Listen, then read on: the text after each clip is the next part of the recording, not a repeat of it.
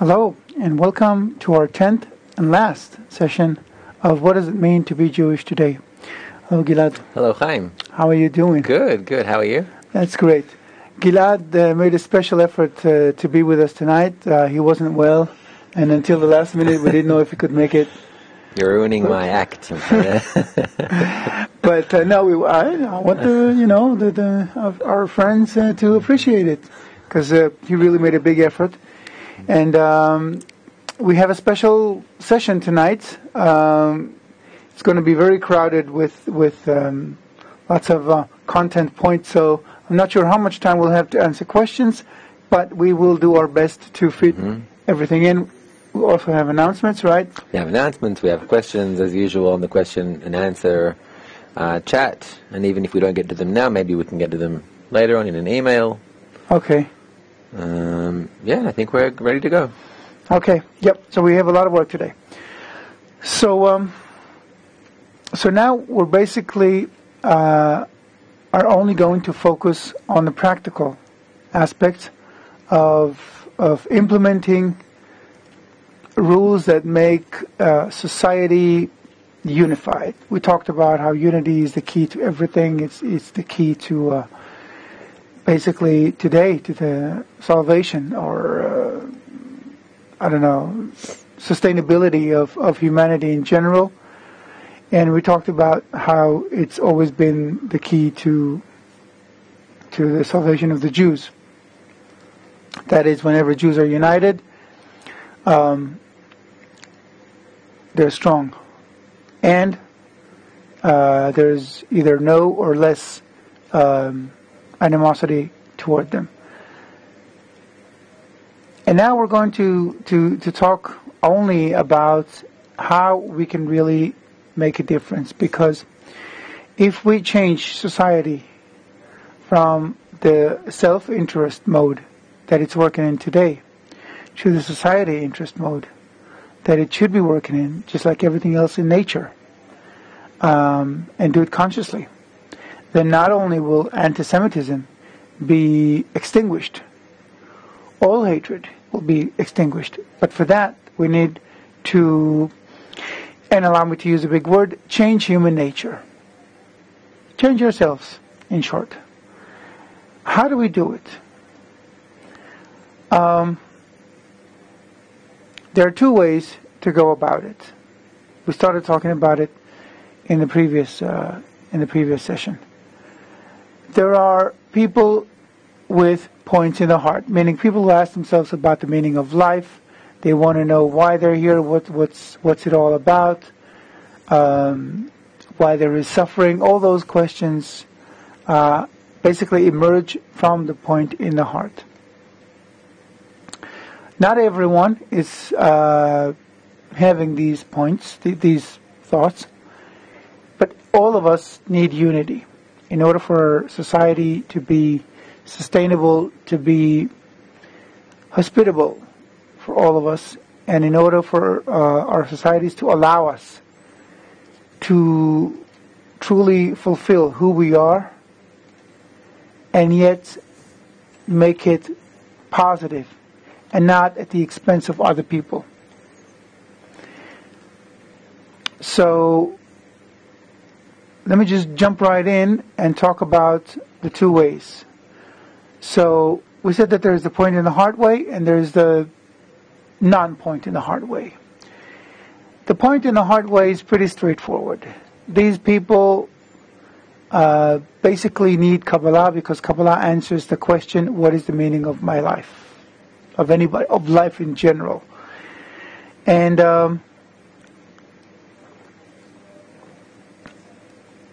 it does that by explaining the structure of reality and by putting people in groups where they practice unity and they study the principles of Kabbalah and they tap into the power of unity that builds, that is, at the most fundamental level of our world, of reality, the creative force of life. these people need it. Not everyone wants to go so deep, but some people do, and it's ready and available for them. So for these people, the road is pretty straightforward. They can go into www.Kabbalahinfo and read, and they have access to all the material there. There's tons of material. It's probably one of the biggest content sites on the web. I wouldn't be surprised if that were the case. It's huge in any case. There you will also find the Education Center, the EC, where you can take a free course for an introductory course on Kabbalah and understand everything on a deeper level. Or you can jump right in to watch Dr. Lightman's daily lessons on www.cab.tv.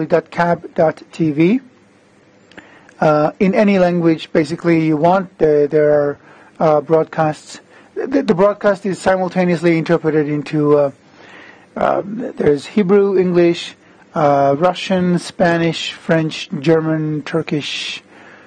I must be forgetting a few languages. Maybe Italian. Italian. So most everyone is covered. So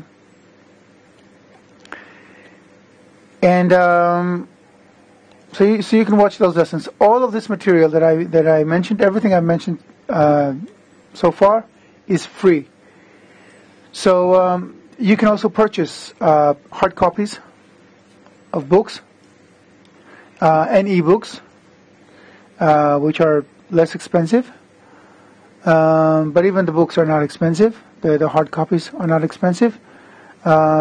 This also, by the way, helps us cover the costs. But other than that, everything is free. Let's watch a clip that shows the type of experience that people get when they come and study at the Education Center. Pavel?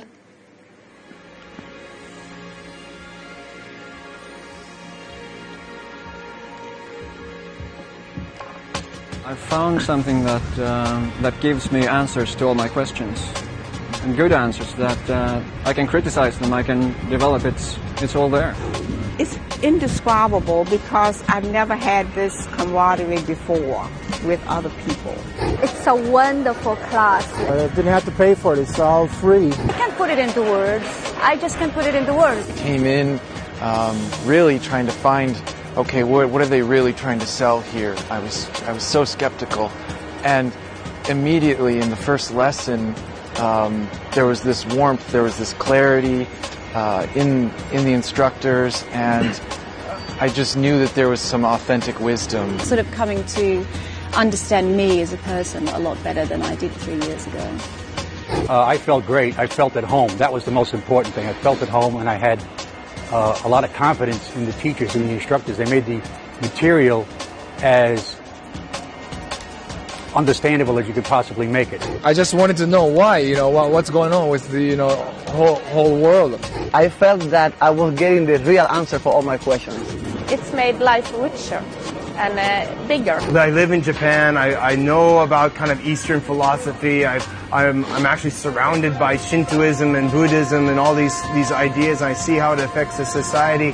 And I've come from my background, but this is so outside of anything I've ever imagined before.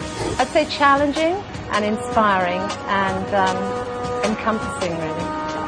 I connected with people online before in forums and chat rooms, people I didn't know all across the world, but this had a different meaning to it. It's actually quite amazing, and I'm so happy that I found out about this. A life-changing experience, that would be.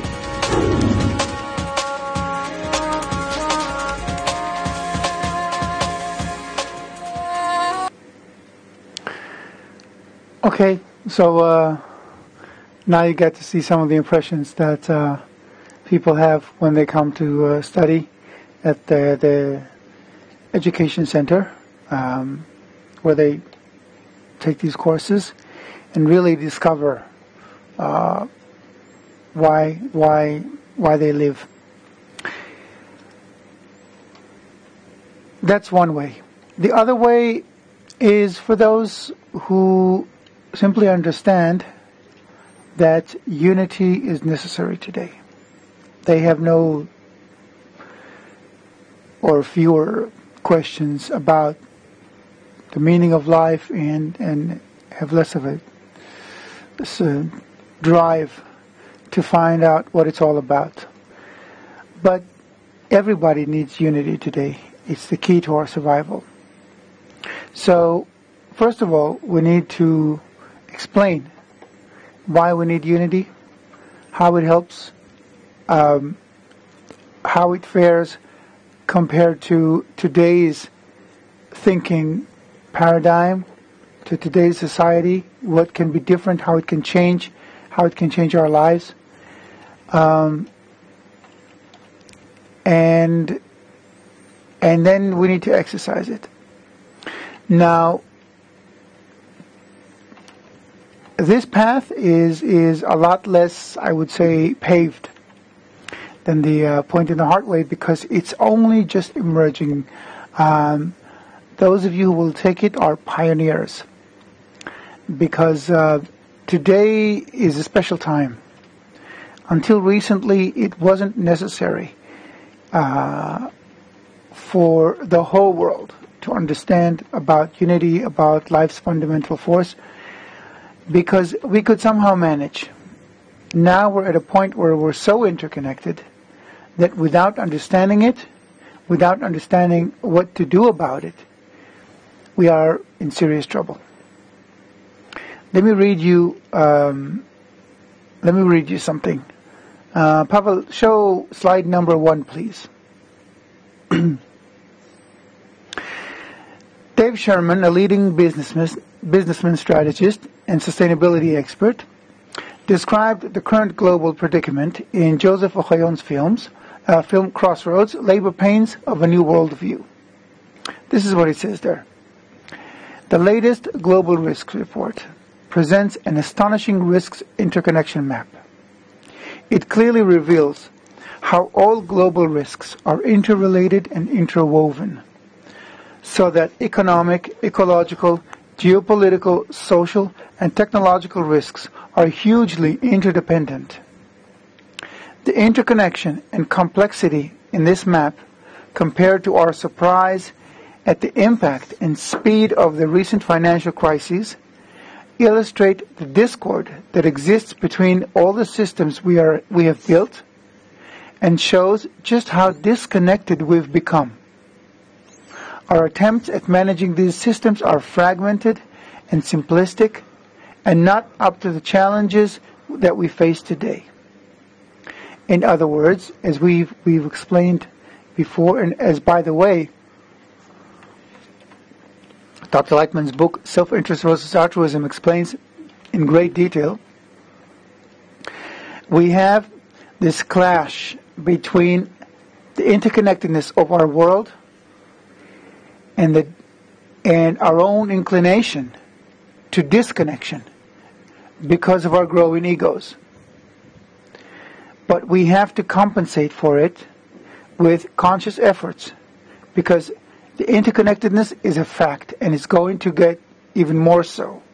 We're moving toward greater interconnectedness, not toward lesser interconnectedness. So we need to find out how we can become connected instead of trying to change reality, which doesn't work. And if we don't change it, eventually at some point the string is going to tear, and when it does, it's anyone's guess what happens.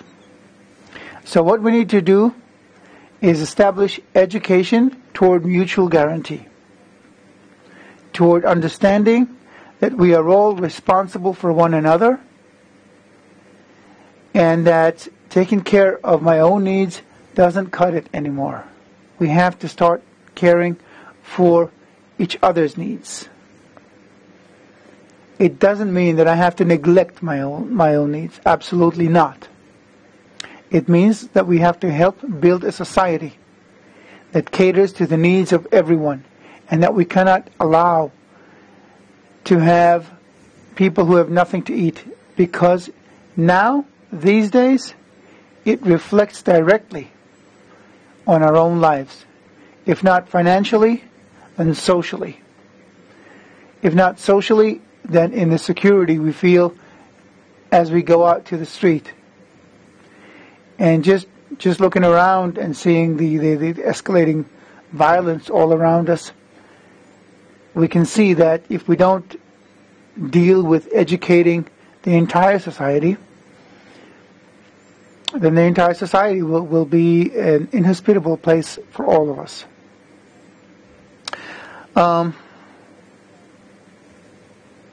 One of the most, if not the most,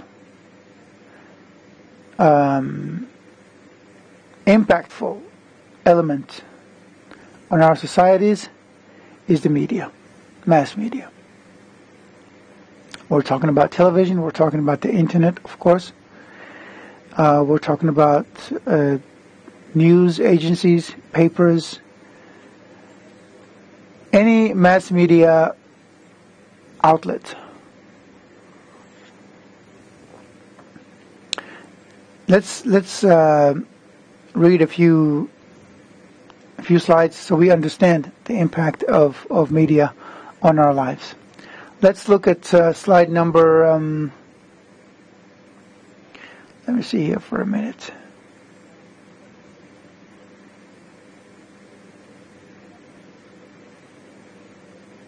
Okay, let's follow the order. Okay, slide number 2. Pavel, show slide number 2, please. Okay, jump to the second paragraph. However, we've already said that we need not impede our evolution, only shift toward constructive direction for all. The most instrumental means to achieve this is through mass media. As we said, people's contemporary environments contain a great deal of media entertainment. Meaning what? That we do not change the way we live. We do not need to give up any of our amenities. We just need to change our general approach so that we think socially instead of individually, that everyone has at least a minimum level standard of living, and from there on it's personal development for the benefit of society.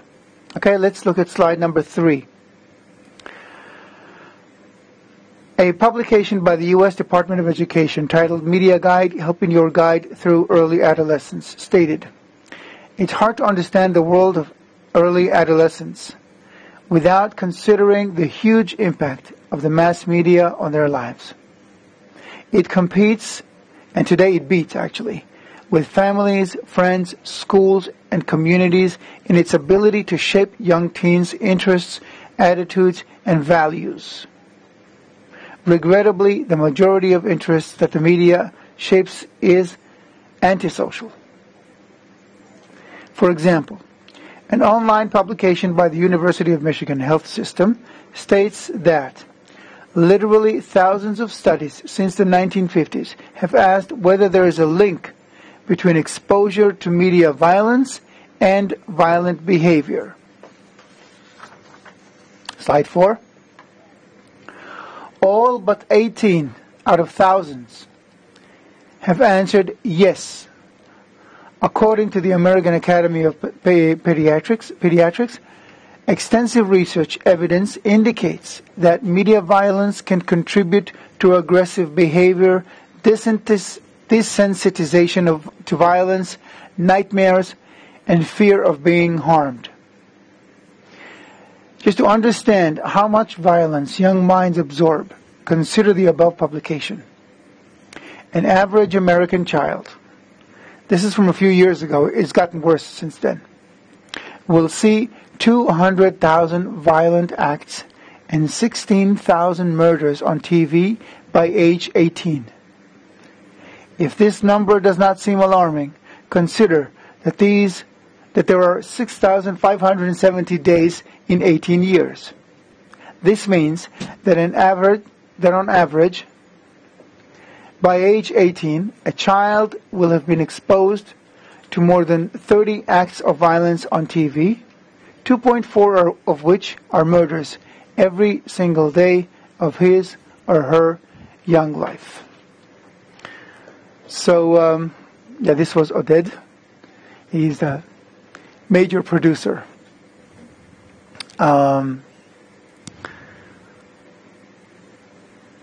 So we can see that expecting. Last week I think we had a question about gun violence and what we can do about it. Well, we cannot expect gun violence to be mitigated, to decline anytime soon, as long as we perpetuate the amount of violence we show on media today. We are simply influencing everyone, adult minds, and of course, younger minds. Here's another piece specifically on gun violence. Look at slide number 5, please. In their book, Development Through Life, a Psychological Approach, published in 2008, Barbara Newman and Philip Newman describe how exposure to many hours of televised violence increases young children's repertoire of violent behavior and increases the prevalence of angry feelings, thoughts, and actions. These children are caught up in a violent fantasy, taking part in the televised situation while they watch. If we remember the mirror neurons and consider how much we, and especially children, learn by imitation, we can only imagine what irreversible harm watching violence causes them. And we are already feeling the effects of this ill education.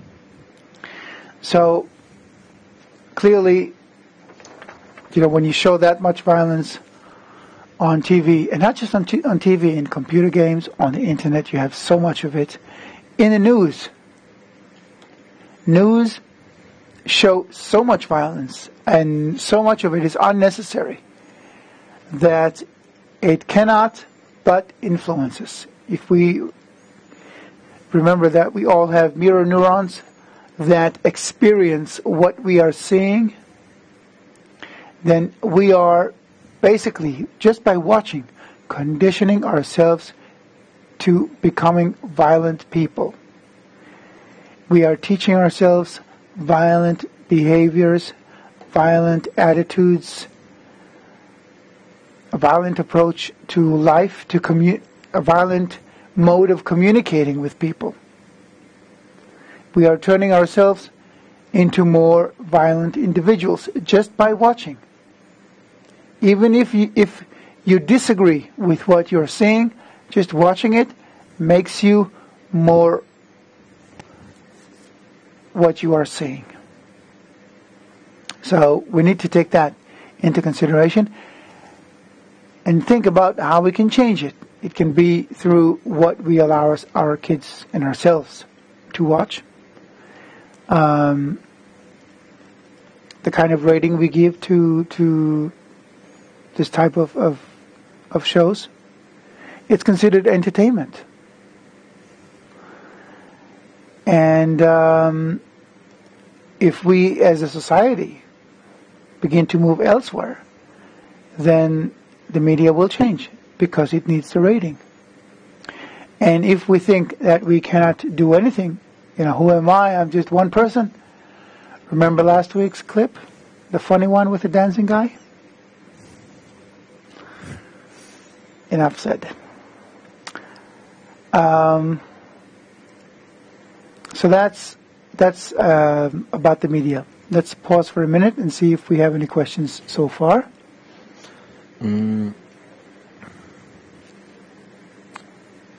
No, we don't actually.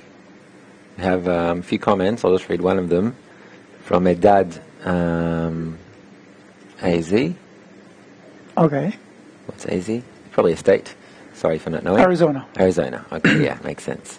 So my dad says, I stopped watching the news several years ago because most of it's about negative and violent situations. And I just want to add to my dad that it's the news, but it's actually everything we encounter, everything we come across. Our entire daily schedule is going out to the streets and being exposed. If we're looking like best case scenario, it's just to consumerism and narcissism. But worst case scenario is, like you were saying, Chaim, thousands of violent acts, and that's what designs our thought. That's what, it's actually brainwashing us. It's defining our social norms.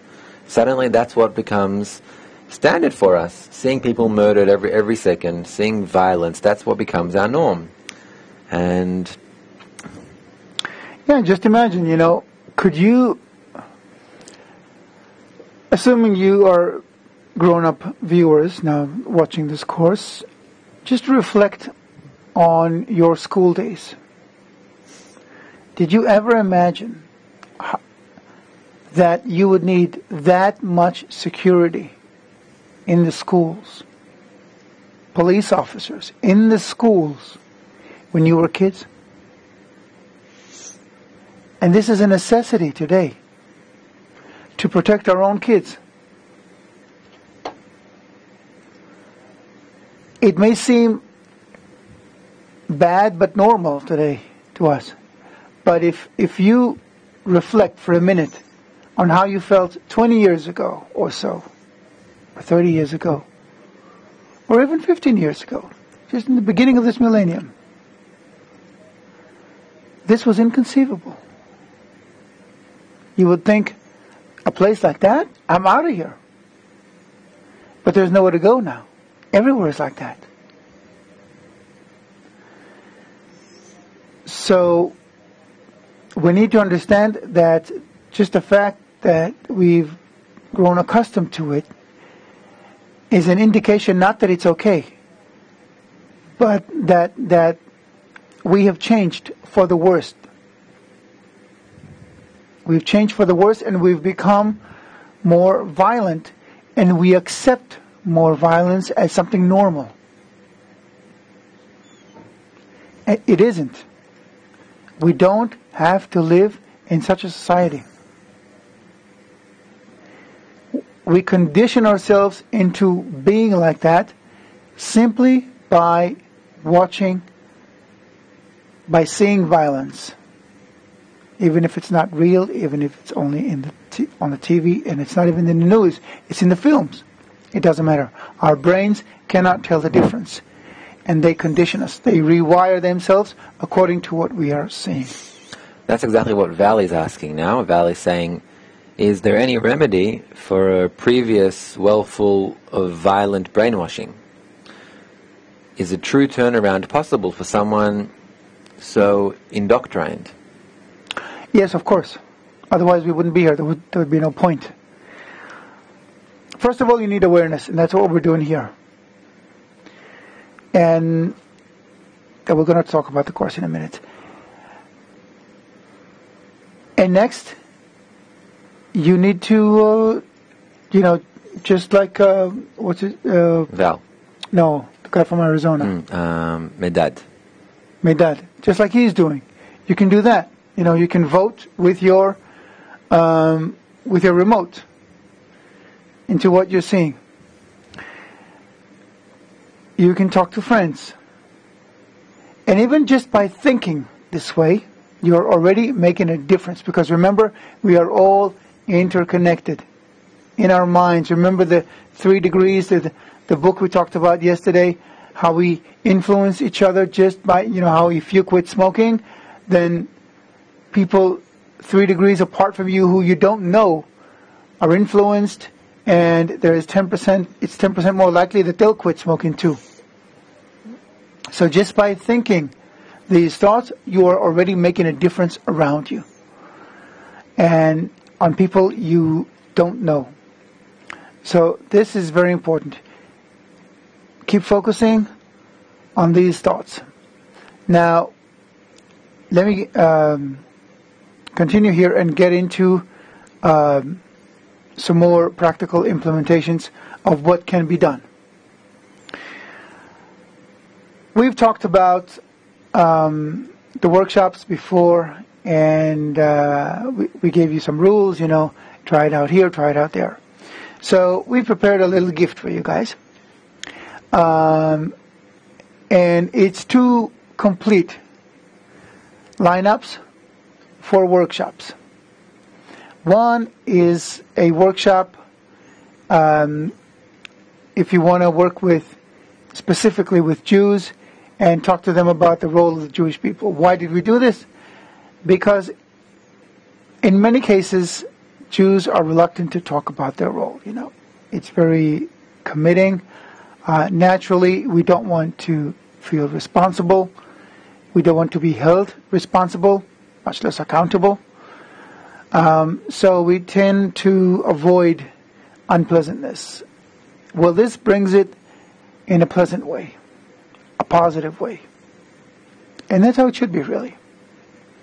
The other is just a general workshop for everyone that you can implement in whatever social setting you're in. It can be at work, if the situation merits it. It can be in a bar with friends. It can be at home. It can be in a family get-together, whenever you think that it's appropriate. So let's see. I'm going to read them to you, and we are also going to send them to you by email. So I hope you're on the email list. If you're not, and you just happen to watch this video, then you're welcome to go into bundleofreads.com and give us your email and ask for these lineups, and we will send them to you. Let's start with the general, I think, workshop. Yeah. The Jewish workshop is basically the same with a twist. Maybe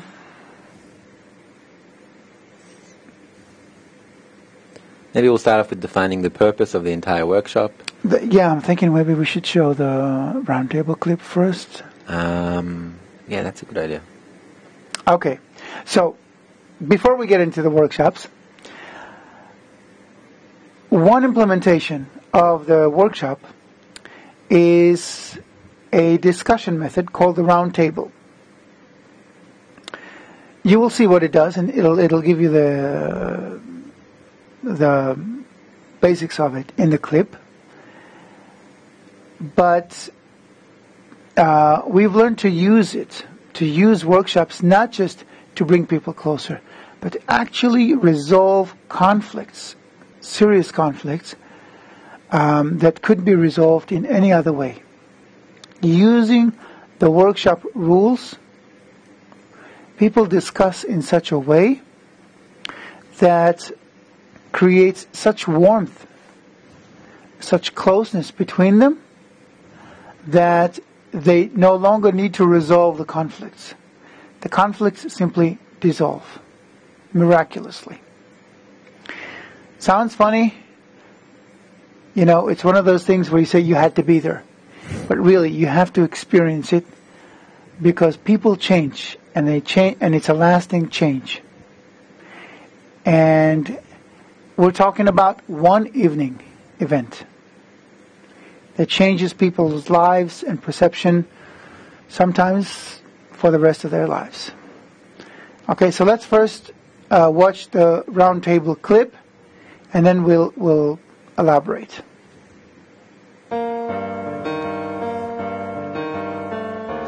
The Round Table is a platform where people from diverse backgrounds and different layers of society sit together to talk about how to build a more correct, egalitarian, and more ethical society.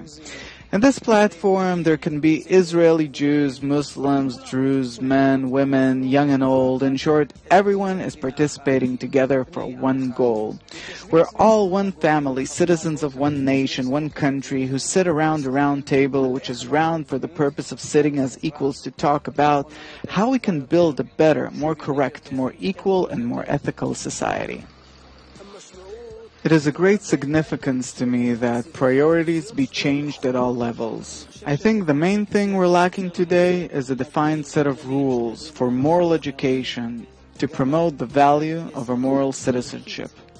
This started out from a real need for people to talk, and we see that in recent protests that this tremendous need for people to talk to each other was created.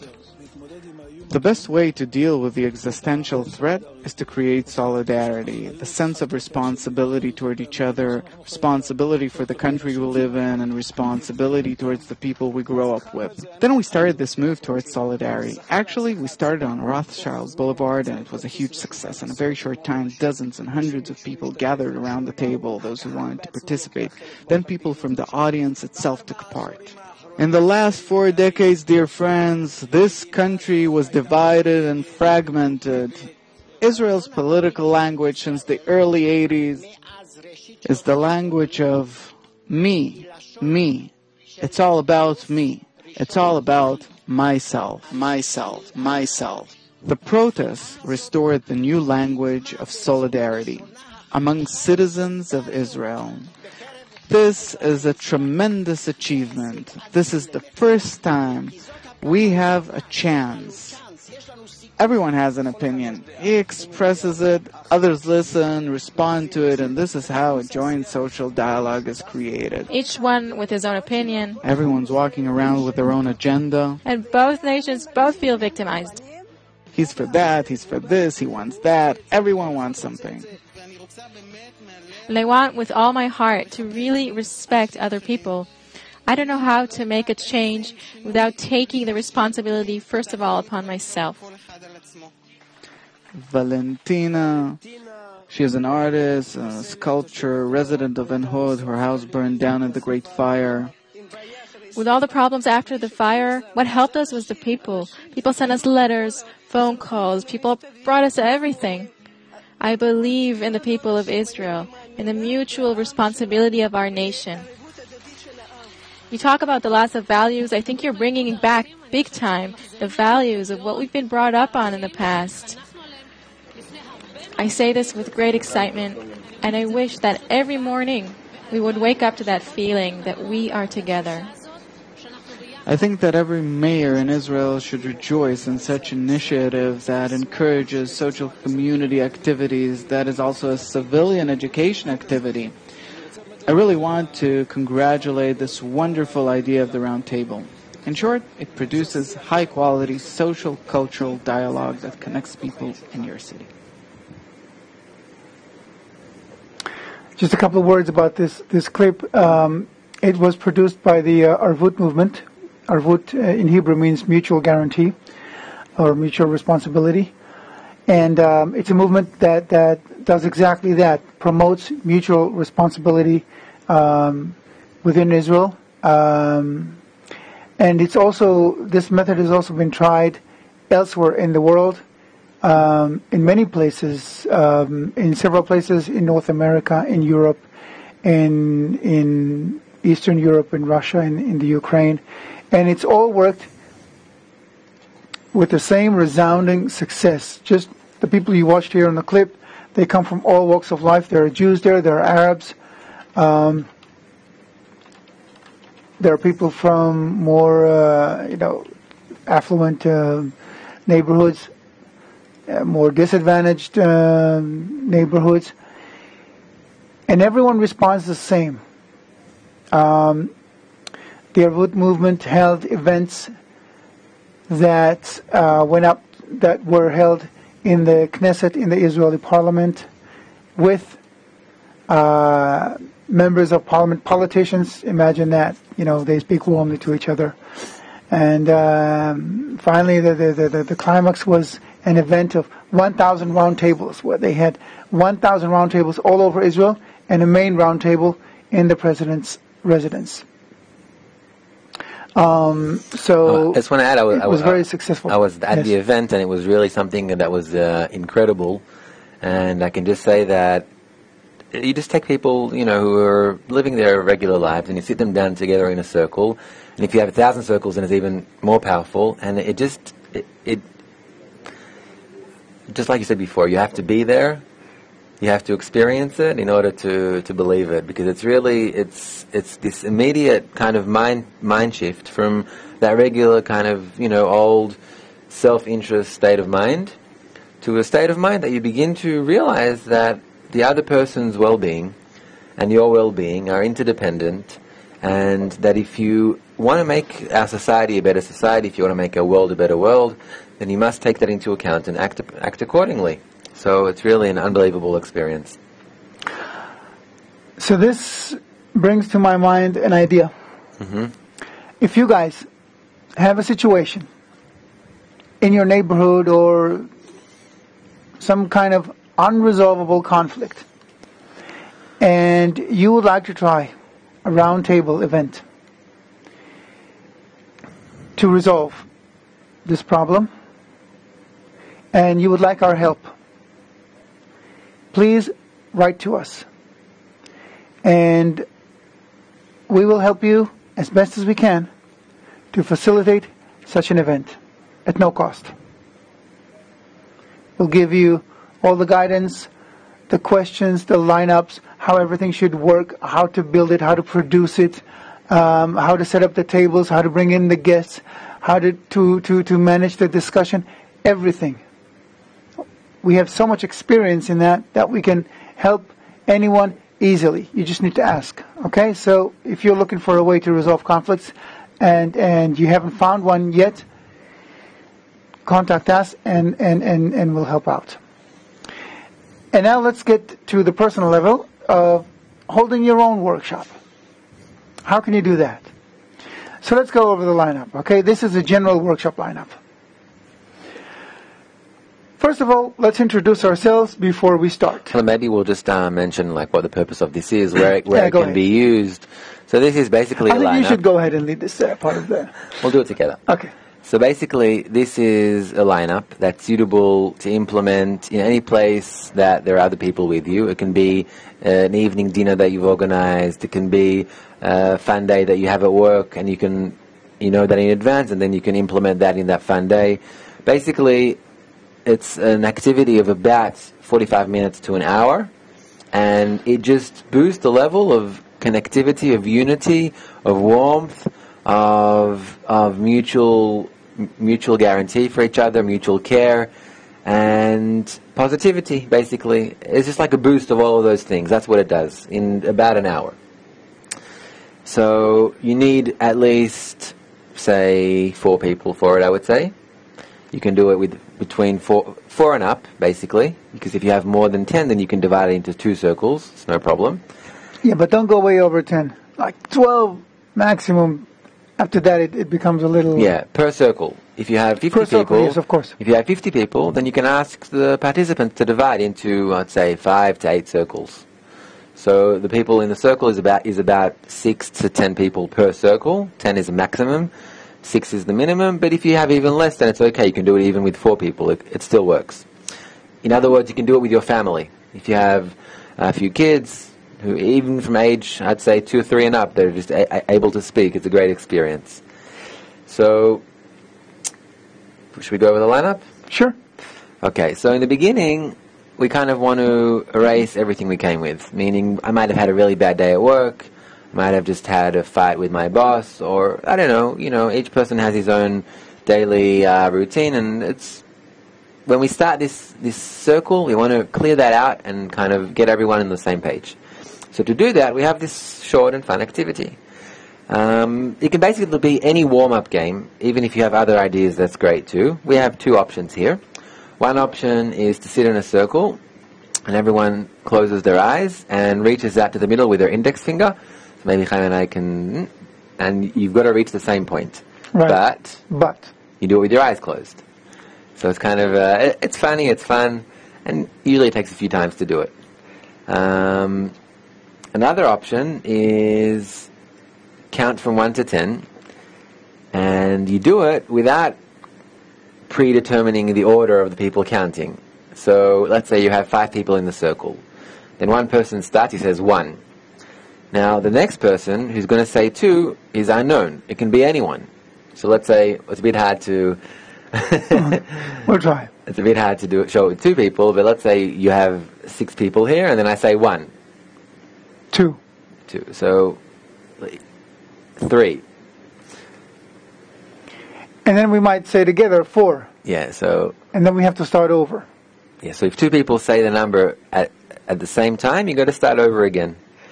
So really, it's a game that it's fun, it's funny, and it also requires a certain level of sensitivity to one another, because you can't just not take anyone else into account and just count however you feel like it. You really have to kind of find that that sensitivity frequency in order to succeed in that game. So it's a really great game, and it gets everyone in the same kind of mode.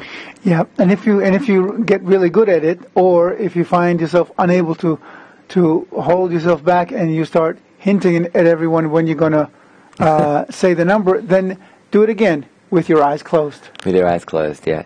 And if you get good at that as well, you can even do it, instead of counting to 10, you can do it with letters, saying A, B, C, but instead of just A, B, C, thinking of words like apple, banana, and if that gets too easy, then you can try to build a sentence that makes sense, and that's guaranteed a laugh. So that's the warm-up section. Warm-up, get everyone on the same page, get everyone kind of forgetting what they've had throughout the day and all ready for this activity of connection. Next, introducing the roundtable method. So basically, these are what we've mentioned in previous sessions as well, that whoever speaks holds an object and everyone listens to him. We listen in an open way, not thinking of our own answers or judging, or whether the person is speaking right or wrong, in my opinion, but listening to one another, and that's something that is not normal.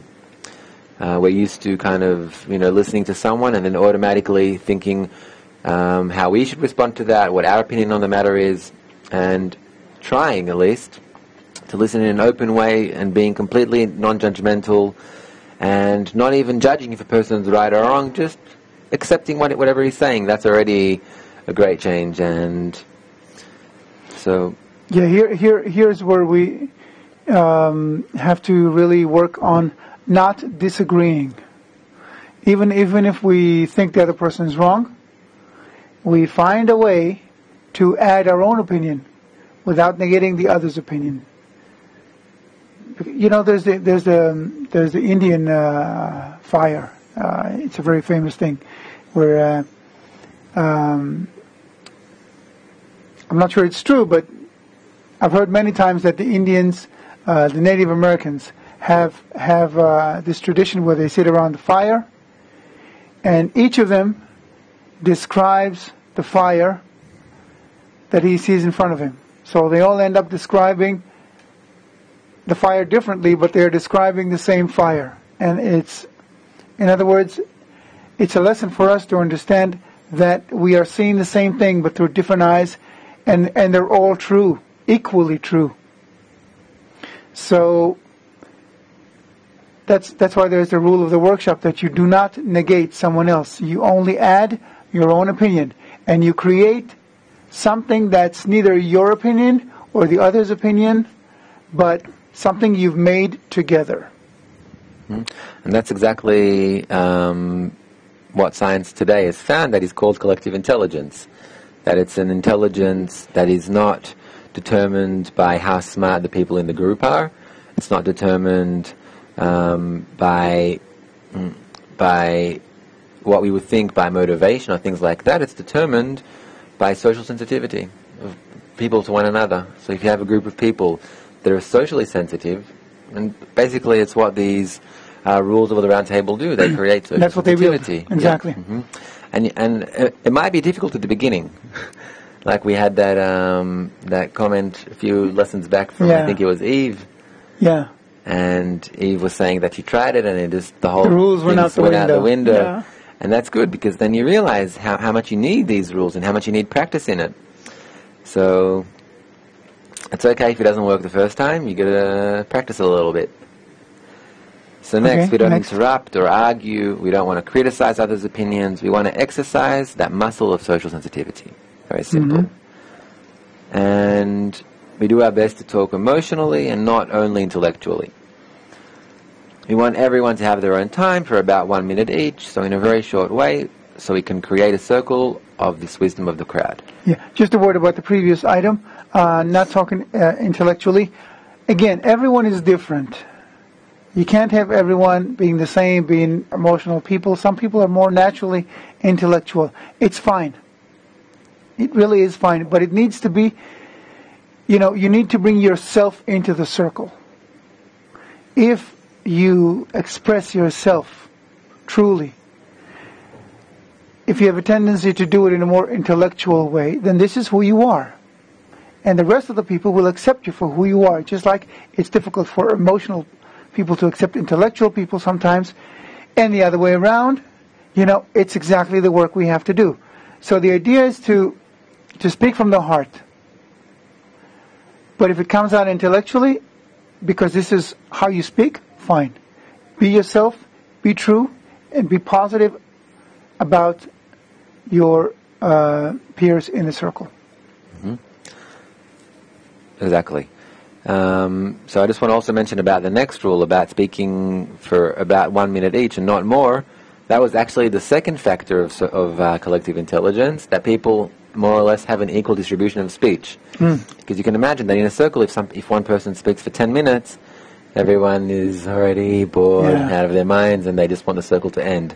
So you basically really have to be sensitive to the others, and you have to treat them, at least treat them like you're a very, very close member of your family that you care dearly about, and that's basically the main guideline for this entire session. Because if you treat a person like that, then obviously you'll act the right way, like a mother who naturally acts like she should to her child. Okay, so the last one is that's it. So those are the rules of the round table. So it's important when you do this session to present them to the participants, just so they know how to work accordingly. And probably the most practical thing here is you have the object that you hold and you pass it around. Everything else is, you don't have to be very, very, if someone, like Chaim said, he speaks a bit intellectual, fine, that's them. If someone speaks for 1 minute and 10 seconds, it's okay. You have to aim to create a very warm and positive atmosphere. So that's the rules. Okay, now let's give an example of the content of the workshop. Okay, so usually what happens is that the host of the workshop gives a statement, or meaning presents a situation, and the people talk about it. So here's an example. Nothing in our world is created by just one person. Every product or service we use is built by many people, and we ourselves need friends and family. So everything is social. So questions. 1. What would people feel toward others if they understood that their personal happiness and success are completely dependent on them? Now notice the question. I'm repeating it. What would people feel toward others if they understood that their personal happiness and success are completely dependent on them, on the others? Now, it's not just a question. It's a question that's conditioned, that's built in such a way that makes people think, okay, I understand, and everybody understands, that our happiness depends on everyone else. So, how do we feel about it? What do we do about it? Okay? So you already, just by asking the right question, you bring people up to a level of connectedness. Instead of asking them, do you feel that we are all connected? naturally, many of them, if not most, will say no. Or they'll say yes through social media, something like that. But here you're bringing them into a frame of mind of connectedness. And when they speak from that level, they begin to feel from that level. And that changes a great deal. Another question regarding that same statement about the interconnectedness of our world. In a society, question number 2, in a society where all acknowledge their interdependence. Okay, now it's a continuation to the question before. How do people behave toward one another? Not just how they feel, but how do they behave? It's okay if people answer the same answer to both questions. The important thing is not what people say, but what they think about, how they relate to one another, and what they bring into the circle. So it might be the same answer to all the questions. That's fine. This is all they have to say.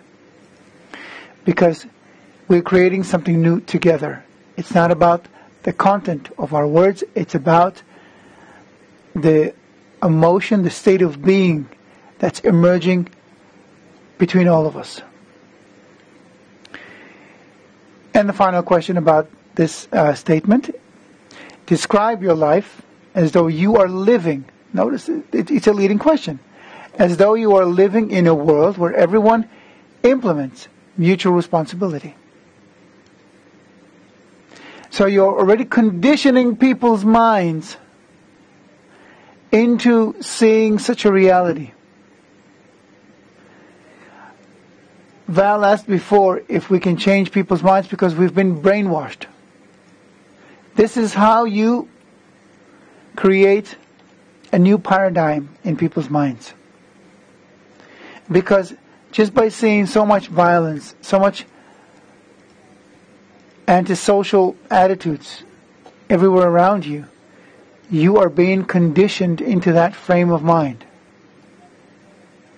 It's far worse than asking these questions. Here, these questions just make you, bring things out of yourself that exist in you but are dormant. They're suppressed under all that violence we've been seeing, all that negativity we've been seeing. This reawakens. It doesn't really... It's not brainwashing because you're not telling people anything. You are allowing them to see another option for reality. So now they'll be able to compare. Which do they want? And they'll be able to choose. Right now, most people don't have the choice. They are conditioned to think negatively. We are trying to offer an alternative, a positive one, so people can really choose between the types of societies they want to live in.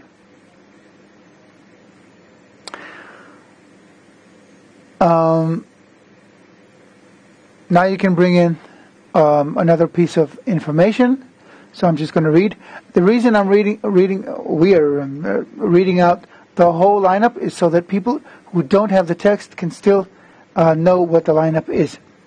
And also, once you get the text sent to you, you can always go back to this lesson and watch it again to get guidance of how to conduct it. Exactly. And if you're watching it and you want the text and you don't have it, please go to Bundle of Reads, write to us, give us your email, and we'll send it to you. So I'm continuing. The positive point of view, this positive point of view, isn't just a utopian dream. Positive psychology is a recent branch of psychology founded by psychologists. Basically, what positive psychology seeks is to make life more fulfilling rather than merely treating mental illness.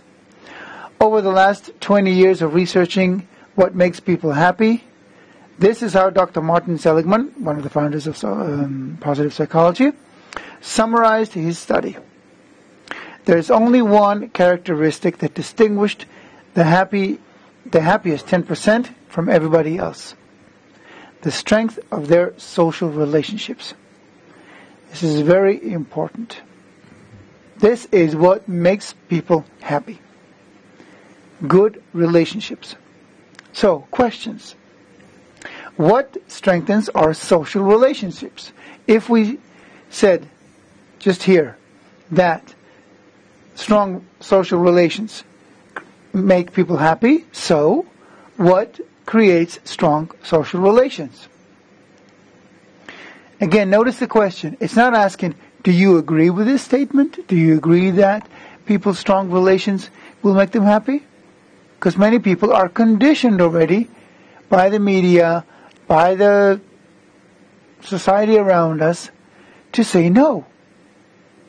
To say that what makes me happy is being rich or being powerful. And here we're stating otherwise. We're stating that it's been discovered, and it has. We're not lying here. It's true. I think it was done by where was it done? Princeton University, MIT. Which one? The one that says that the happiest 10%. This is it's based on a series of research. Oh, okay. It's from Penn University. Right. Okay. So, an Ivy League school. So this is serious research. So we're saying, okay, so that's the situation. So how can we develop strong relations? So you're asking, what strengthens our social relationships?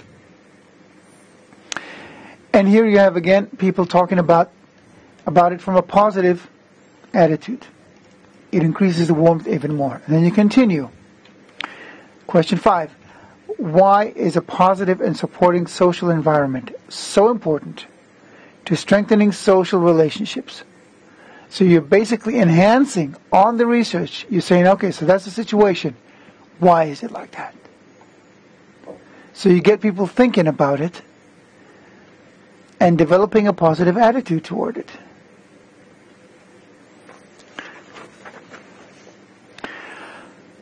By now, you will have an amazing atmosphere. Everybody's already thinking positively and understanding that through good, strong relations, positive relations, we create happiness for ourselves. So we have an interest in developing and maintaining positive relations. So now we get to the conclusion of the workshop, and this is important. Don't skip it, because it puts people in the mindset of, I'll continue this afterwards. This is not a one-time experience. I want to keep it going. So you ask, what do I wish for myself? That's the last question in the workshop. What do I wish for myself and for all of us here? For the new year, for the rest of the day, for the rest of the week, for whatever. Now they'll be speaking from this positive, pro-social approach, and they'll be wishing good things. You will, because you'll be a part of it. And this will not just enhance even more the warmth, but will create like a trajectory toward the future that's positive. Mm-hmm. Just add to that, Chaim. As you can see, a lot of it's based on positive psychology. But that's only from recent years. It's really based on an ancient method that we were talking about. It's the same force of unity that Abraham discovered when he was working in the idol store.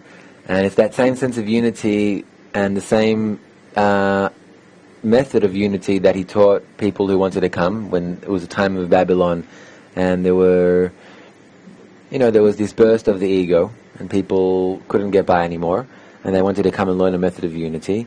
And really, this is just taking us back to our sources. It's just speaking about, if we unite, if we create this positive atmosphere between us, then we're becoming like the force of nature. And that's really what it's all about. Exactly. And then there's going to be, we're running out of time here, we're going to talk about more about that in the Jewish workshop lineup. And then there's, sorry, I was mistaken, it wasn't the last question, it was the one before last question. Now the last question is very important. don't leave without it. Reflection. Okay? In other words, you get feedback on how it was. This is a good learning experience for you as a host. And now in the positive atmosphere, it increases people's mindset toward the future. Okay, so the last question is, and you still answer it with the attention object. What do I take with me from this circle today? What thoughts, what emotions, what did I learn? Anything that they can add. And remember, stick to the rules of the workshop. You take with you only positive things. You speak only positively, not negatively. Even if you have criticism, which is fine, you say it in a positive way. For example, I have learned a lot about who I am. Some of the things I discovered about me, I would like to change. I learned about how much I listen or don't listen to other people, and I know I have a ways to go, and I have a way to do it. Okay, that's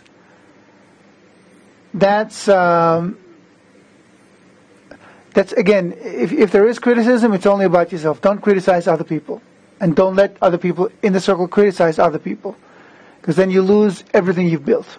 Okay, you stick to the rules of the workshops all the way.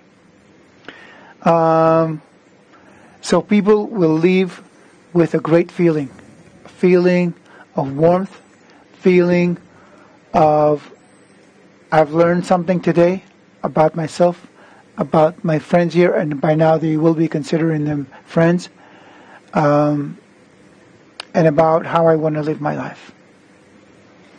So now we'll quickly go into the other lineup, which is basically the same warm-up games, but here you want to focus more on the Jewish element. Okay, so let's see the statements and the questions quickly. So this would probably be more suitable for an event that is related to that topic in some way, maybe yes, of course. In a Jewish community or in a school, or any event that is in some way related to that topic. It could be something about anti-Semitism or anything that's related to that topic, obviously. Right.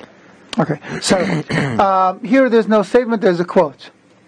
Our strength was always in the connection between us. As Rabbi Kalman Halevi said, the only shield against calamity is love and unity. And when love, unity, and friendship between one another exist in Israel, no calamity can befall them. So now you ask, what is the love and unity Rabbi Kalman is talking about, and how is it related to the foundation of the Jewish nation? So you're already conditioning them to thinking that love and unity are the foundation of the Jewish nation. Okay?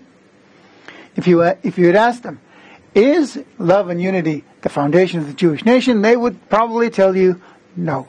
The foundation of the Jewish nation is, they'll give you 10,000 other reasons. Here you're making people think in this direction, and as we've seen throughout the course, that is the foundation. Love your neighbor as yourself. And it invokes that feeling in them. It already exists in every Jew, but you need to bring it out. Next statement. It was established on Mount Sinai that the children of Israel became one nation. This is why it is written, I, in singular form, according to the extent of the unity between them. So question, what do I especially love about the Jewish people?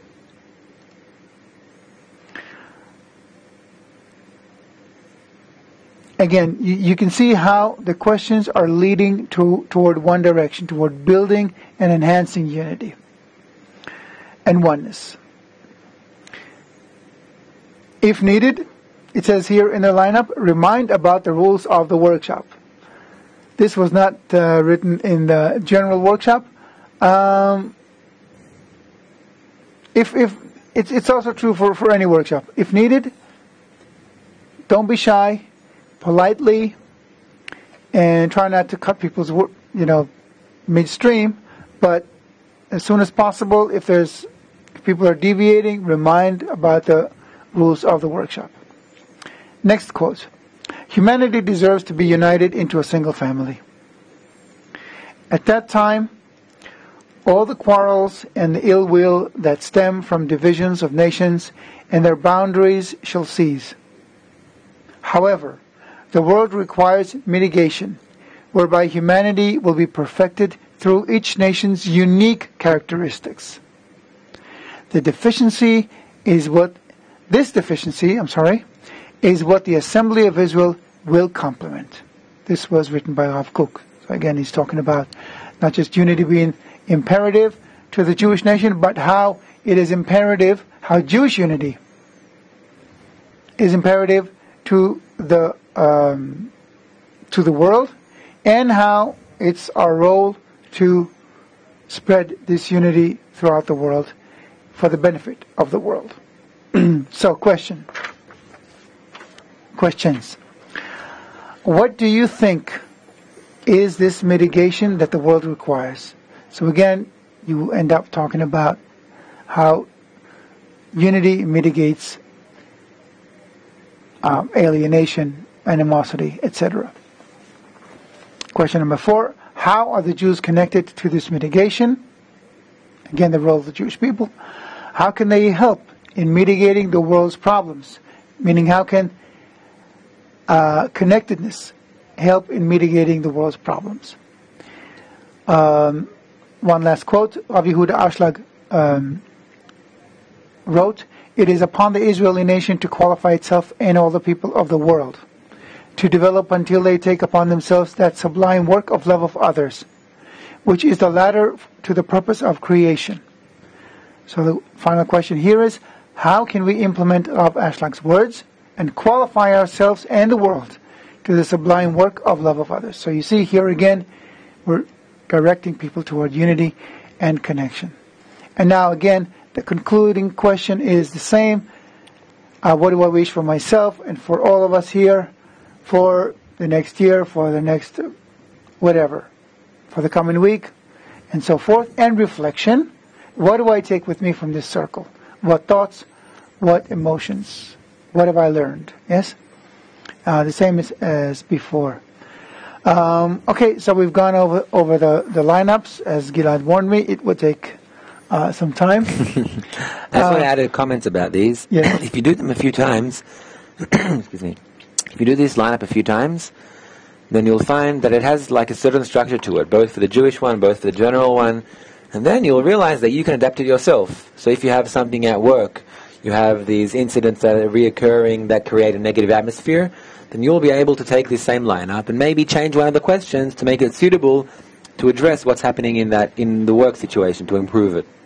And in any other state, after doing this, I'd say maybe 3, 4, 5 times, you'll pick up the general structure of it, and then you'll be able to easily suit it to any kind of audience, to any kind of event. If you have an evening with friends and you want it to be maybe more fun, then you'll add maybe another fun game in the middle, and so on. So it's basically just a simple structure to create unity in a matter of 45 minutes to an hour, starting off with a warm-up, delving deeper into the rules of the workshop, then going deeper into understanding how it works and why it works, and then concluding with the peak is actually, you'll see, it's what I wish for myself and for others, and the reflection. That's really the peak, but you can't start with that. You have to go through the entire process to reach that. Right, and we're approaching the end of our lesson. And the end of the course. And the end of the course. And we really, really want to thank you for watching, for allowing us really to do this. It was an amazing experience. It was an amazing experience, and it was great to have people constantly scrutinizing the messages and asking questions and responding to emails and sending in impressions throughout the week from the workshops and so on. So it really was a great experience. Yeah, and you're welcome to keep sending impressions from the course, or if you're conducting these events, let us know how they went. Stay in touch. And on this note, we go to the announcements. Yeah, there aren't many announcements today because there is no lesson next week. But you maybe send us questions if you have. Then following the next email you'll get with the link to this lesson, then you can reply with questions. And even though the course is finished, you can still like us on Facebook. So please do if you haven't yet. And if you already have, then you can ask your family and friends to like us as well. And that's it, basically. Thank you very much indeed. Thank you, Gilad. Thank you, Chaim, for an amazing course. It was a delight. It was. So we'll see you on our next event. We'll let you know. We're working out things. We are preparing a special ebook for you guys. We'll send it to you as a gift. And stay in touch. We'll be in touch with you for sure. So until then, bye. Bye-bye.